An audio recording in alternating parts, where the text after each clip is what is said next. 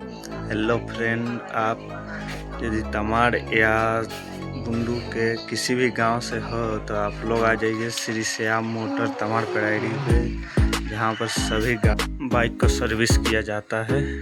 Engine हो या बाहर का किसी भी काम हो, सबको बनाया जाता है। यहाँ पर कम से कम बजट में सर्विस करके दिया जाता है। तो आप लोग भी आइए और यहाँ पर सर्विस करवाइए कम से कम बजट में।